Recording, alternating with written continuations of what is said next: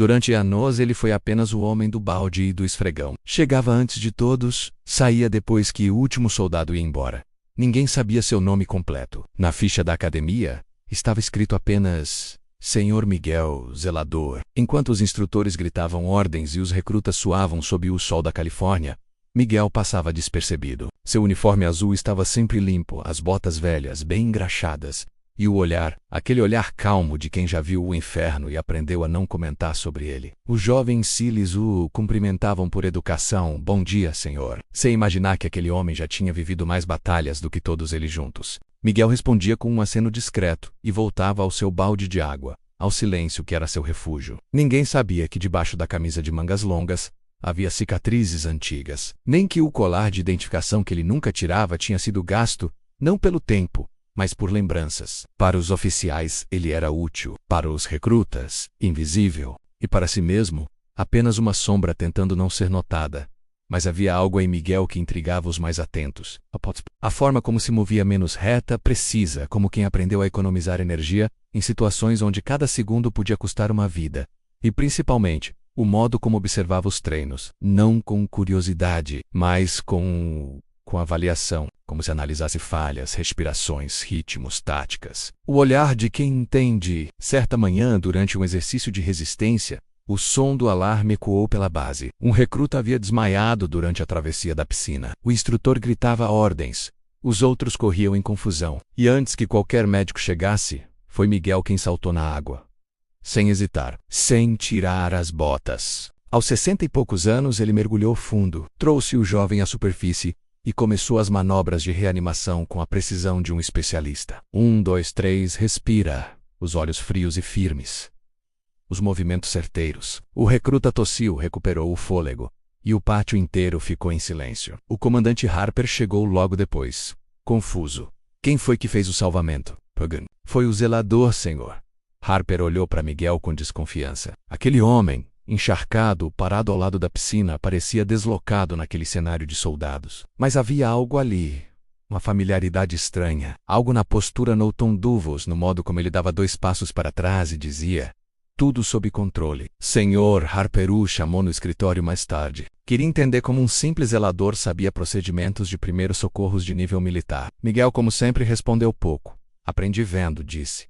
Vendo? Harper repetiu, sem acreditar. Miguel apenas assentiu, olhos baixos, como quem guarda um segredo. Mas ao se virar para sair, a gola da camisa escorregou levemente.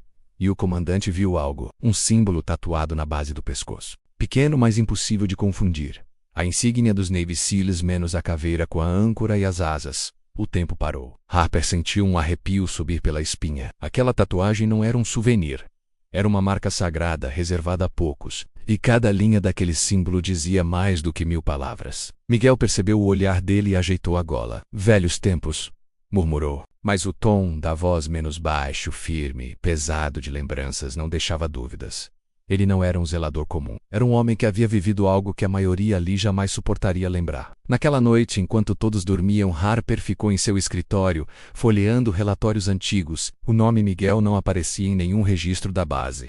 Mas o símbolo ele reconhecia e sabia exatamente o que significava, porque anos atrás, em uma missão que quase ninguém sobreviveu, apenas um homem havia voltado com aquela mesma tatuagem, e desde então ninguém mais o viu. Na manhã seguinte, o clima na base era diferente. Os recrutas treinavam como sempre, mas o comandante Harper não tirava os olhos de Miguel. Algo nele incomodava, não por medo, mas por respeito mal explicado. Aquela tatuagem não podia ser coincidência. Enquanto observava o velho varrer o pátio, Harper lembrava da Operação Triton, uma missão que jamais saiu nos relatórios oficiais. Uma incursão no Atlântico Norte 10 anos antes, onde uma equipe SEAL inteira desapareceu durante uma operação de resgate.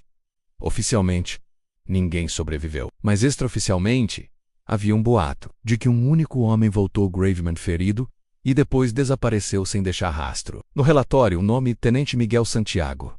Harper sentiu o estômago revirar. Não podia ser coincidência. O homem que varria o chão de sua base era o mesmo que, segundo os arquivos, havia morrido em serviço. Naquela noite, Harper ficou sozinho na sala de controle. Pegou o dossiê de Miguel e folheou cada página amarelada. Fotografias em preto e branco mostravam um soldado jovem, olhar duro, sorriso contido, o mesmo olhar que agora ele via todos os dias empurrando um carrinho de limpeza. O registro final dizia: Missão Triton menos falha total. Equipment Tenente Eman Santiago desaparecido em combate. Mas Harper sabia que naquele mar gelado, desaparecido era apenas um modo elegante de dizer nunca mais foi o mesmo. No dia seguinte, o comandante foi até o refeitório. Miguel estava sozinho, limpando uma mesa no canto. Posso sentar? Perguntou Harper. Miguel olhou para ele por um segundo e respondeu apenas: É uma mesa livre, senhor. O comandante se sentou, em silêncio. Por um instante, nenhum dos dois falou nada. O som dos talheres, o ruído do ventilador e o cheiro de café queimado pareciam preencher o ar pesado. Harper respirou fundo. Você serviu na Triton, não foi? Miguel congelou. A mão parou no ar. Nenhum músculo do rosto se mexeu. Mas os olhos disseram tudo. Havia dor ali. E culpa. Aquelas duas feras que nunca soltam o pescoço de um soldado sobrevivente. Essa operação não existe, respondeu Miguel, baixando o olhar. Eu sei, disse Harper, mas eu li o suficiente para entender que alguém apagou seu nome. Miguel guardou o pano, endireitou a postura e o encarou firme. Às vezes, comandante, ser esquecido é o único jeito de continuar respirando. O silêncio voltou a dominar a mesa. Harper não insistiu, mas naquele instante, algo mudou entre os dois. Não era mais o comandante e o zelador. Eram dois soldados, um em serviço, outro fugindo da própria sombra. Dias depois, um grupo de recrutas entrou no galpão de equipamentos. Entre eles, o jovem Reed, um dos melhores da turma, curioso demais para o próprio bem. Ele mexia em tudo, queria saber de tudo. E foi ele quem viu uma caixa velha, escondida sob a escada, com o nome M. Santiago gravado a canivete. Dentro havia uma foto rasgada de equipe, 7 homens sorrindo, uniformes molhados, segurando o emblema dos SEALs. E no verso, uma frase escrita à mão: Os que voltam, voltam diferentes. Reed levou a foto para o dormitório e mostrou aos outros. Logo, o boato se espalhou pela base. O zelador era um SEAL desaparecido. Alguns riram, outros acreditaram. Mas ninguém teve coragem de perguntar. Até que numa tarde chuvosa, durante o treino de sobrevivência, Reed se machucou. Caiu de uma corda, bateu a cabeça e ficou desacordado. O instrutor gritou por ajuda. E mais uma vez, Miguel foi o primeiro a agir. Com movimentos rápidos, controlados, ele improvisou um torniquete com o próprio cinto, estabilizou a cervical e orientou os recrutas como se ainda fosse o líder de uma equipe de resgate. Harper chegou correndo, viu tudo e ficou imóvel. Era o mesmo homem dos vídeos de treinamento de 10 anos atrás. Os mesmos gestos, a mesma calma no caos. Reed foi levado à enfermaria e sobreviveu. Mas antes de ser levado, ainda meio tonto, sussurrou: Eu vi a foto, senhor. Você era o líder, o fantasma do Atlântico. Aquele apelido fez o sangue de Miguel gelar. Era como o chamavam nos tempos de guerra. O homem que voltava do impossível. O homem que salvava todos, menos a si mesmo. Naquela noite, Miguel ficou no pátio vazio, sentado no degrau da academia, olhando o horizonte. A chuva fina lavava o chão, e ele sussurrava nomes que só existiam na memória. Nomes de homens que não voltaram. Amigos, irmãos. Foi quando Harper se aproximou em silêncio e sentou ao lado dele. Sem farda, sem patente, apenas um homem ao lado de outro. Eu também perdi gente, disse Harper. Não como eu, respondeu Miguel Usmande. O comandante não respondeu. Apenas tirou do bolso um crachá novo e colocou sobre o degrau. Instrutor honorário Miguel Santiago. Miguel olhou para o crachá, depois para Harper. Por que está fazendo isso? Porque os homens daqui precisam aprender com quem sabe o preço da guerra. Não só a glória dela. Miguel ficou em silêncio. O vento balançava a bandeira dos Estados Unidos no topo do mastro. E pela primeira vez em muitos anos, ele sentiu o peito arder. Não de dor, mas de propósito. Ainda não sabia, mas aquele gesto abriria feridas antigas. Porque o passado de Miguel não havia terminado. Apenas estava esperando o momento certo para voltar. No dia seguinte, a base acordou diferente. Os recrutas estavam curiosos, os instrutores em silêncio, e o comandante Harper observava de longe o homem que até pouco tempo atrás era apenas o zelador. Miguel caminhava entre os galpões com um uniforme novo, simples, sem insígnia, mas com o nome Santiago costurado no peito. O crachá pendurado no bolso brilhava discreto, como se ele não quisesse lembrar do título que agora carregava. O primeiro treino começou às 7 em ponto. Miguel observava os jovens SEALs fazerem flexões, correrem na lama, escalarem cordas. Por fora parecia calmo, por dentro Era uma tempestade. Cada comando, cada grito de "Vamos, soldados!" fazia ecoar lembranças. Lembranças de vozes que nunca mais responderam. Um dos recrutas, Red, o mesmo que havia caído, se aproximou no intervalo. "Senhor Santiago", disse. Com respeito. Miguel ergueu o olhar. "Só Miguel, garoto, sim senhor, quer dizer. Miguel, queria pedir desculpas por ter mexido nas suas coisas." A foto. Miguel suspirou. "Você não fez por mal. Às vezes o destino mexe nas nossas caixas antigas para lembrar quem a gente foi." Reed hesitou. "Eles diziam que o senhor morreu naquela operação. De certa forma, morri mesmo." O jovem franziu o senho, sem entender. "Às vezes, Red", disse Miguel, olhando o horizonte, "morrer seria mais fácil do que carregar o que sobrou." O rapaz ficou em silêncio. E naquele momento entendeu algo que os livros não ensinam, que nem toda cicatriz está na pele. Naquela semana, Miguel começou a treinar os recrutas pessoalmente. Ensinava técnicas antigas, truques esquecidos, pequenas manobras que só quem já esteve em combate real poderia saber. Os rapazes o ouviam em silêncio, fascinados. Ele falava pouco, mas cada palavra tinha peso. "Um SEAL não luta por glória", dizia. "Luta para trazer alguém para casa em poucos dias." O desempenho da tropa melhorou. O moral cresceu. Mas o sucesso de Miguel chamou a atenção de alguém que ele não esperava. Na sexta-feira à noite, uma caminhonete preta entrou pelos portões da base. Dela desceu um homem de terno, cabelos grisalhos, rosto marcado. O crachá dizia Capitão Lawson, Inteligência Naval. Harper o recebeu na sala de comando. "Capitão, o que o traz aqui?" Lawson abriu uma pasta sobre a mesa. "Boletim de segurança." Um nome ressurgiu em nossos sistemas. Ele girou o notebook e mostrou a tela. Lá estava. Miguel Santiago, dado como morto, reapareceu ativo na Academia SEAL, Califórnia. Harper franziu o senho. "Ele trabalha comigo. É instrutor honorário." Lawson soltou um riso seco. "Trabalha? Esse homem não deveria existir, comandante." "Ele foi apagado dos registros por um motivo." Miguel foi chamado. Entrou na sala com o mesmo ar sereno de sempre. Lawson o encarou, surpreso. "Deus do céu! É você mesmo."